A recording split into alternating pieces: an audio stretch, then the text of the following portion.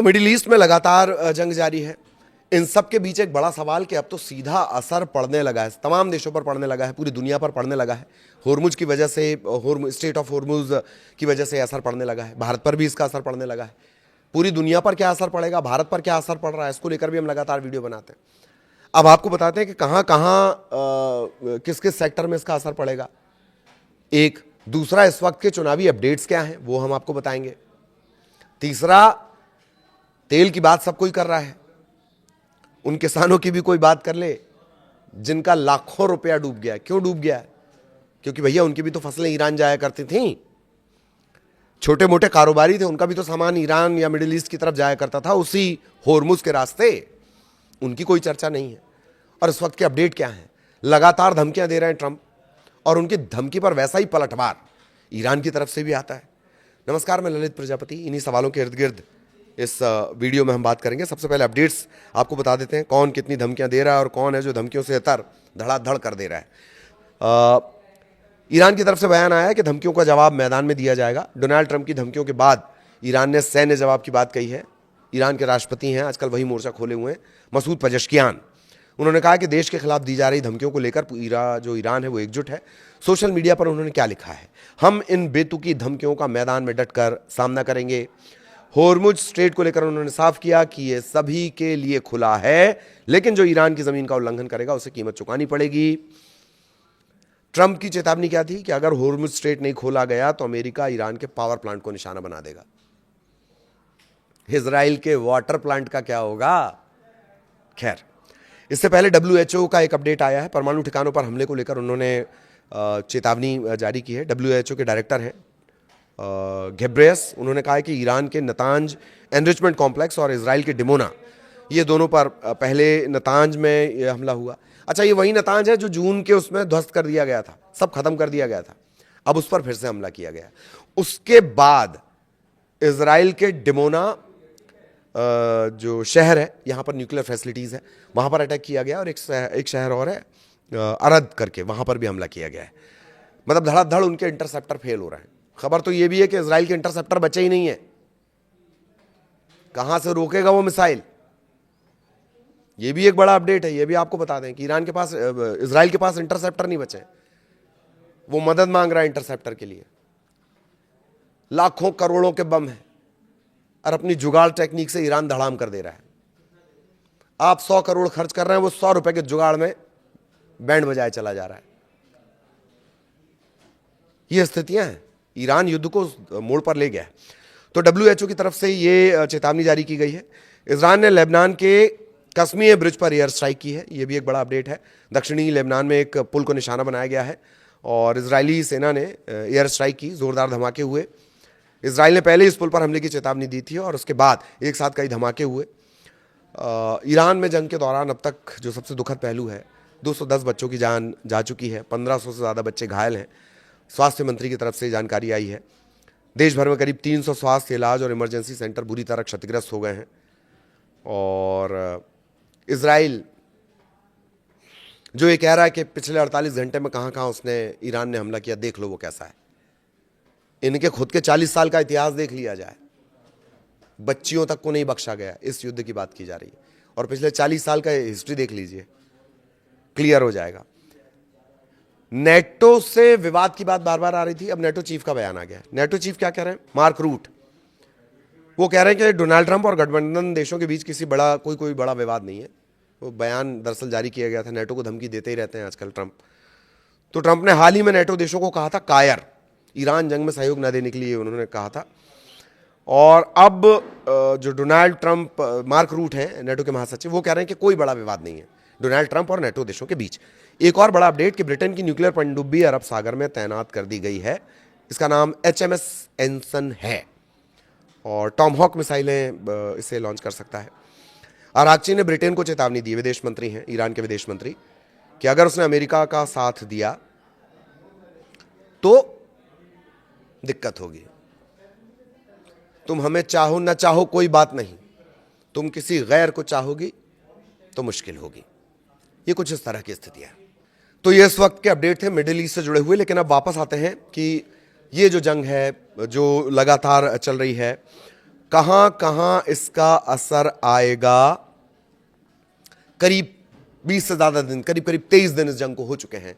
अब वो सेक्टर हम आपको बता रहे हैं जिनका असर पड़ेगा, लेकिन उससे पहले जान लीजिए कि ऐसा नहीं है कि सिर्फ होर्मुज के रास्ते मिडिल ईस्ट से सामान आता है, तेल आता है, गैस आती है, और भी बाकी सामान आता है। भारत से भी कई सारी चीजें जाती हैं। और भारत के जो किसान हैं, जो हजारों लाखों रुपए खर्च करके अपनी फसल उगाते हैं, दरअसल उसकी जो टाइम लिमिट है वो सिर्फ 15 दिन है।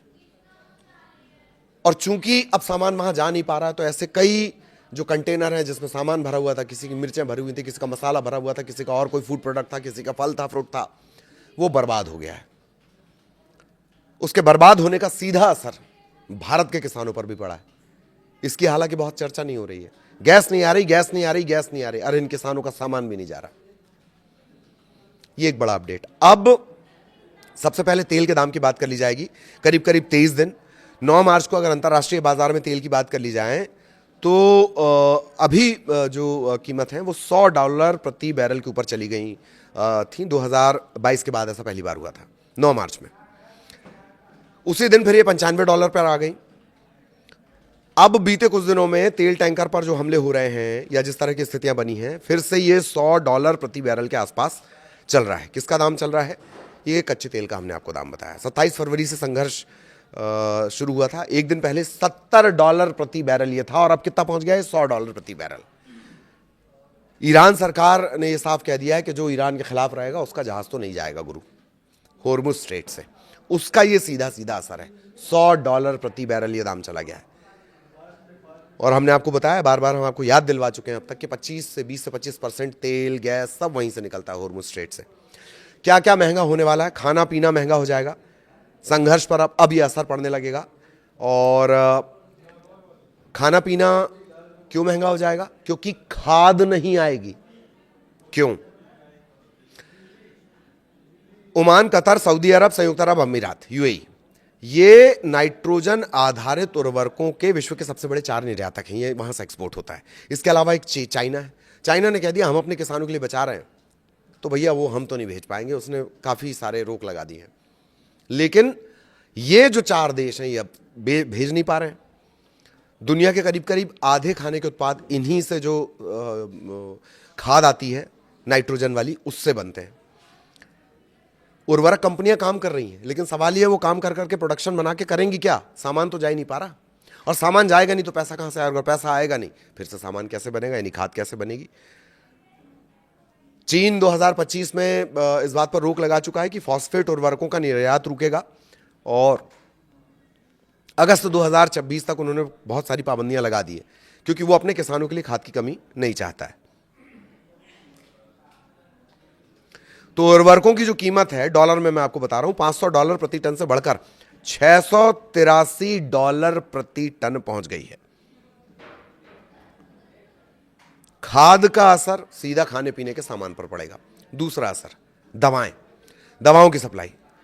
भारत में जो दवाइयां सप्लाई होती हैं, ये सीधे आप भारत से भी असर जोड़कर देखिए। जो भारत में दवाएं सप्लाई होती हैं, फार्मास्यूटिकल उत्पाद हैं, उन पर अब असर पड़ेगा।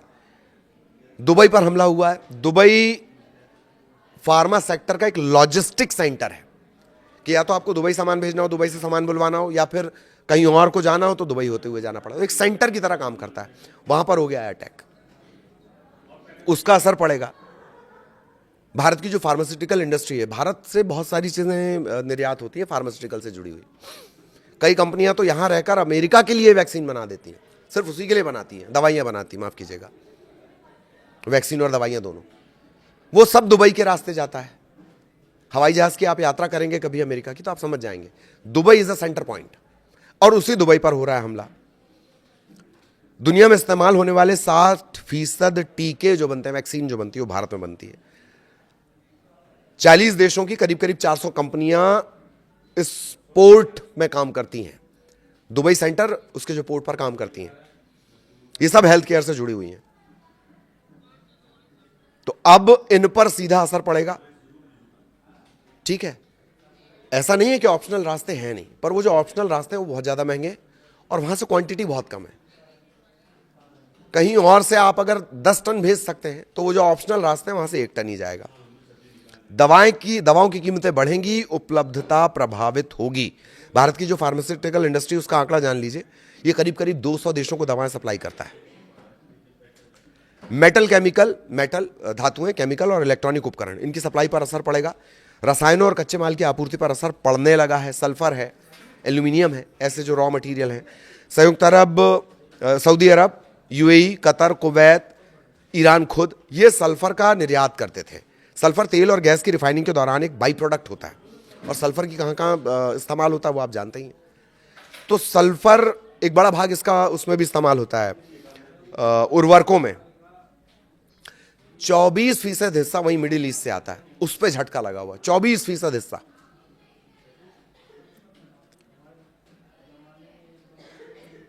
तो ये वो अलग अलग रिपोर्ट्स हैं। तो 3 चीजें।